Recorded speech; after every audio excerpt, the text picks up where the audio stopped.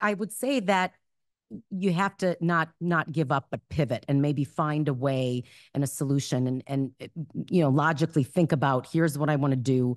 How do I do it? How do I want to do it financially? There's a lot of degree programs now even that are looking at differentiating the usual environment, making it less expensive and doing it completely without an on-site, just doing it virtually.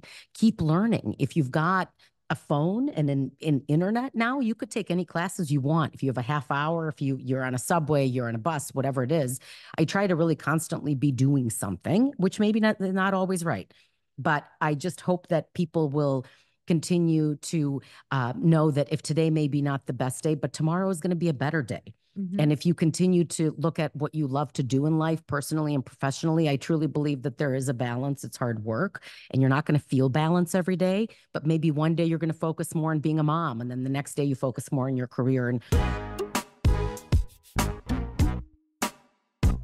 this is Inspiring Women, and I'm speaking with Lana Krasnyansky, and she is the Senior Manager of HR at TriNet, and we're here at the SHRM Conference. And Lana, thank you for being on Inspiring Women. thank you for having me, Laurie. It's a pleasure and an honor to be here, really. Great. Well, this is our closing episode of Inspiring Women at the conference, and I'm really excited to be speaking with you. So, Lana, maybe you could tell us a little bit about what you do at TriNet, and also what does TriNet do? Certainly, I'd be happy to. So TriNet is a professional employer organization. We are in our, I'd say, probably 34th year in business. We're headquartered in California. We're a public company, and we have been public for 10 years. Okay. On March 31st, which also happens to be my TriNet 10-year anniversary. Oh my So God. I share TriNet's anniversary of going public with my TriNet anniversary. So it's truly an honor. And what TriNet does really is we help companies, we partner with medium-sized, small businesses, and we help them streamline their HR department. Okay. So we will support all of their function within payroll, benefits, within the HR platform, within workers' compensation, leave of absence. So what we're really doing is we are then becoming co-employers so that their employees are employees of TriNet and of their particular organization. Oh. So the payroll is under our FEIN. And we take on certain responsibilities, and then the client keeps certain responsibilities, so we don't step on each other's toes. And that's how we create that co-employment structure. So the world of just sort of, what HR departments do, employee benefits, and the laws that you need to comply with, and also everything that we went through during the pandemic, I think that this world has become far more complex. And so that has to be something that has been an issue for small and medium-sized employers. Is that correct? That is absolutely correct. And it's an ongoing issue that gets more complicated and more intricate, if you will, as the trajectory of sick leaves, for example. That's just top of mind for my team, because there's constant laws that are added onto different jurisdictions for sick leaves. And why not have a federal sick leave and call it a day? I don't know, because I think that would be streamlined and that would make sense. But the reason sick leave is a newer, I'd say, trajectory that came in probably about 5-6 years ago, maybe earlier. But the reason for sick leave is to support and make sure that our temporary and part-time workers have some sort of a paid leave. There's a lot of times employers will have the PTO or vacation, but it's for full-time employees. And so that started in states like California and so on. And then other states pick it up. And then you have other jurisdictions that will create their own specifics. Can you front load? Can you not? How much you have to carry over? And there's a lot of parameters around it. And it's not black and white. And so that's just one complexity out there. There's constant new legalities around paid family leave and certain dollars that have to come out of employees' pockets or employers' pockets. And so TriNet is really there to support all avenues. And of course, during the pandemic, we had all of that to deal with. So Lana, just to give us a sense of the scale of what you're dealing with as a business of TriNet, how many different companies do you work with? We have around 30,000 companies, Wow. and we have around 600,000 worksite employees. Now, these are approximate figures, but around 600,000 worksite employees. And so how do you manage the both the in terms of what the company's mission is, in terms of the customers that you are serving, and the people that you are serving, the team members of TriNet? How do you marry those values of the business objectives with the human resources objectives that you might have for your team members? Certainly. It's a great question, Laurie. And it's a constant, it's the journey and not the destination. Yeah. We're constantly working on, from a TriNet standpoint, we're constantly listening to our clients. Yep. And we want to know what they need. What do they want to make their business successful? Because as their businesses are growing, that's how TriNet is growing. The more clients we have, the more worksite employees we have, the larger we can scale from an organization.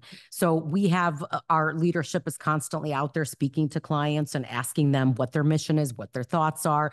We have incredible industries. We've got, companies that are serving organizations that potentially are in need, or different, veterinary organizations, and homeless, companies that need that type of support. You really have a wide diversity in terms of the types of organizations that you're serving. We do. Lana, if we take this conversation and just, a little bit about you, just can you give us a bit of your bio sketch in terms of how did you get here to be the level of professional that you are today? Where did it begin? I started young. I did start young, and my family were immigrants. So we came over from the Ukraine, and I saw my parents work. So, and I love to work. I think that they constantly have to keep learning. And so I started, working literally at 13, and I moved my parents' kitchen around and put Lana School of Dance and started teaching dance at 13. And then I was working at Saks Fifth Avenue at 16. I was the youngest person there as a floater. I was floating around, and that's how I learned how to gift wrap. But I also have a very diverse background in theater and in dance. I actually got my degree in dance and in business. I owned a dance studio at 18 while I was going to college. Oh my goodness. Moved to New York in my early 20s, where I started my HR career because my father had suggested it. Okay. But I also then had a dream of being on Broadway, which I decided not to pursue. Okay. But I did meet an incredible organization that they're in their 92nd season. And so I joined, and they're the longest running off-Broadway house. And so that is how I did my musical theater. I directed shows, I produced shows, I performed in shows, and I did that all in the evening. And then that's how I started my HR career, really my professional trajectory, at a company called JC&Co. I don't know if you've ever noticed in airports, if you look at a billboard, a digital billboard, it's probably going to say JC&Co. Okay. It's headquartered in France, but they're all over the US as well. And that's how I started as an HR coordinator. And then I worked in internal HR for 15 some years in New York, working for mid-sized companies, started a coordinator, generalist manager, director, and so on. So how does a creative talent like you, find fulfillment professionally in the world of HR? How did you square that circle for me? Well, I also love business. I also love operations, and I love people. Yep. And hence the human resources factor of it. And I love making an impact and influencing companies. So 10 years ago, I started with TriNet, and after internal HR, I wanted sort of to be on that consultative side. And because I did it, now how can I help companies do it from that HR perspective? And I found TriNet, or TriNet found me. I think it was both. And I love it. TriNet's an amazing company. It gives us a lot of flexibility to live anywhere you want. We're nationwide. And what's really fantastic is I could still be creative, because I now built a team of HR professionals. Thankfully, I have the support of my leadership, Karen Trammell and Heather Uren, Tom Rose, that really gave me this opportunity, which always honored, to build a team from the ground up. And a company as large as TriNet is not something you often come by. Right. And I created all that we do within our processes. I mean, you have a lot of team members. I mean, 18 in total. I have a supervisor that manages 6 direct reports. The company that you're responsible for, how large is TriNet in terms of number of people that you're taking care of? I mean, as from the HR perspective. So my team, we take care of the customers coming onto TriNet. So we're not taking care of, we're not in TriNet corporate. So just 30,000. Well, not all in the same day. But as they onboard, to TriNet, that's when we're taking care of their HR Yep. needs throughout their onboarding. And so I get to be creative with my team. And Yep. how do we structure? How do we elevate? We're in year 3. I'm working now with SHRM to get my team certified. Yep. So I'm the trainer, meaning I'm the one doing the training for my team. And I've taken that initiative to make sure that I support them during the day and during the workday so that they can work towards getting their certification. And so I get to be creative. That was my, a TriNet. The job description says they have to be certified. It doesn't say how. Lana, if you now 10 years in at TriNet and balancing a just theatrical and creative aspect of who you are with the business mindset that you have for your professional day job, let's just call it. You've talked about, when we were earlier chatting, you talked about the desire you have to have impact. I wonder if you could just expand on that a little bit. Like, what is important to you in terms of when you show up at work? What does impact actually mean to you? Well, it's so many different conglomerates when you're thinking about impact, because all of the roles we play in our human life, daughter, wife, mother, professional, obviously, all of that really plays a role into how you show up. And it's interesting, when I took some of those diagnostic tests, I show up the way I see myself show up. It's pretty even. Yep. So I just try to be myself, and I lead with empathy. I lead with the direction of people have their own book of business, and they're the leaders of their own book of business. They're directing their book of business. I set the parameters. I'm there to support. I'm there to be creative when I need to be and attend client calls. But I have an incredible team because I think they feel empowered. Yep. They feel empowered to get out there, and that's making an impact. And I've had some people tell me that I've made an impact on their career and personal life to the point of where they have no words. In fact, I recently got that feedback, which was really lovely. So I try to make an impact for people's lives professionally. And that's why I wake up from a standpoint of work. And of course, I love TriNet as a business. I believe in it. I believe in what we do because we're impacting companies and we're helping them grow and we're streamlining them. Yep. Hopefully they're people. And then I have a 6-year-old daughter who actually is just turning 7, July 8th. And I have an amazing husband. So one is enough. plus the husband. And so I try to make an impact, and she sees me work, and I'm lucky to work from home. Yeah. At least so I'm there. And I try to make an impact on her and also on my husband. Lana, you're talking about things that I think, I've talked to many HR leaders, and human talent leaders through Inspiring Women. And what I've heard, and I think that you're showing in this conversation, is just empathetic leadership, authentic leadership, and just qualities that seem more important today than they ever have been before. And that doesn't mean that they're not tied to business results in terms of what an organization needs to have, but those qualities, I'm not putting words in your mouth. I'm just expressing that it's really shining through. And I'm just wondering, how you think about that in terms of, leaders that you're growing or what you're trying to do with the customers that you're serving.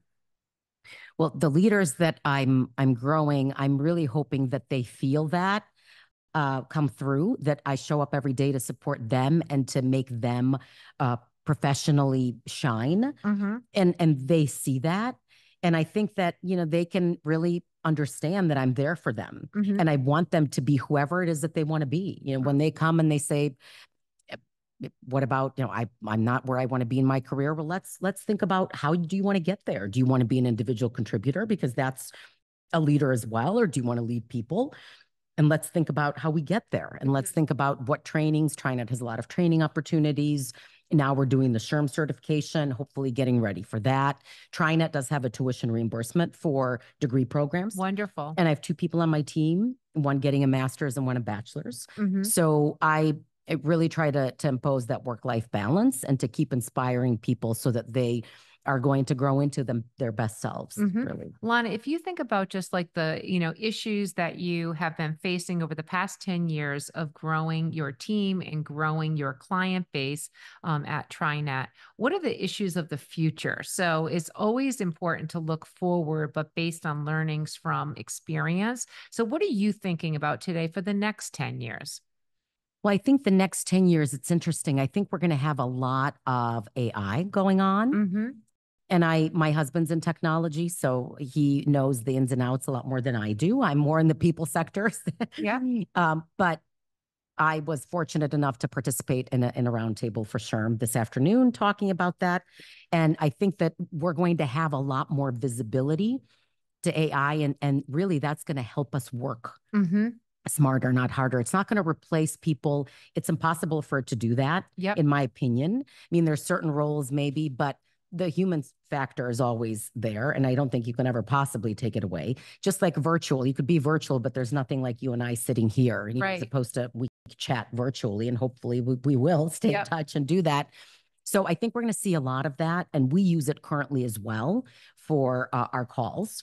And we have amazing follow-up generated through Gong because it's right there for you. So it's easier on my team to follow up. And that can give me the ability to be a little bit more strict on that and say that you have to follow up after each call, as opposed to before I was very lenient because I know how it is.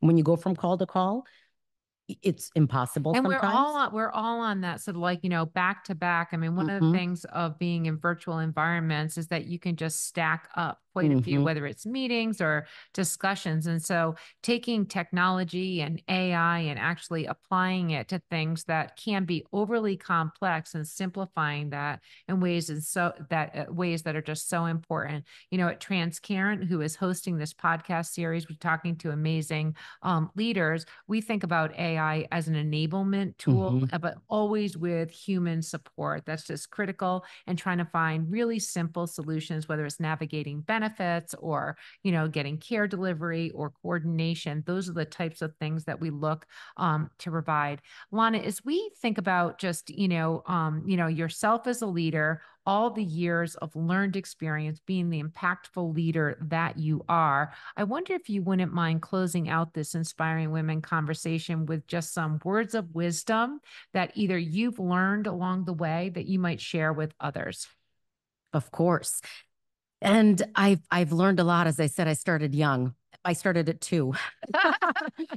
But I think that really what's very important, first of all, is to keep learning and to never give up. You could pivot. And I think that that's what I did in New York when I decided not to pursue my Broadway career. It's not that I said I'm not going to be in the arts or I'm not going to dance. Well, you stayed in it. I teach. I still teach. I teach for the Cleveland Ballet Theater in Ohio. So I teach lots of different ballet, tap, jazz. I teach an adult class. We call it Broadway Bubbles and Heels. Oh my goodness. Every other Friday. We have cheese and champagne after class. So I'm going to take that class. I would love to. I would be honored to have you. I'm not taking that class. But I would say that you have to not give up, but pivot and maybe find a way and a solution and logically think about, here's what I want to do. How do I do it? How do I want to do it financially? There's a lot of degree programs now even that are looking at differentiating the usual environment, making it less expensive and doing it completely without an on-site, just doing it virtually. Keep learning. If you've got a phone and in internet now, you could take any classes you want. If you have a half hour, if you're on a subway, you're on a bus, whatever it is, I try to really constantly be doing something, which maybe not always right. But I just hope that people will continue to know that if today may be not the best day, but tomorrow is going to be a better day. And if you continue to look at what you love to do in life, personally and professionally, I truly believe that there is a balance. It's hard work and you're not going to feel balance every day, but maybe one day you're going to focus more on being a mom. And then the next day you focus more on your career. And a close friend, Alyssa Rapp, who's also an entrepreneur, a CEO, an author, she actually has that in her book where certain days you focus on certain things. You're not going to be everything in one day, but you can have it all. And I'm not by any means done. I think I have a long ways to go, but I hope that people will continue to be inspired, get inspired, and pivot instead of changing their mind or completely giving up. Well, Lana, I have to say that I am inspired just listening to you. I mean, your energy and your passion, you're obviously living the values and the advice that you're giving to others. This has been an excellent, inspiring women conversation. I've been speaking with Lana Krasnyansky. And Lana, thank you so very much. Thank you so much for having me, Laurie. It's an honor. Thank you. I really enjoyed it. This has been an episode of Inspiring Women with Laurie McGraw. Please subscribe, rate, and review. We are produced at Executive Podcast Solutions. More episodes can be found on inspiringwomen.show. I am Laurie McGraw, and thank you for listening.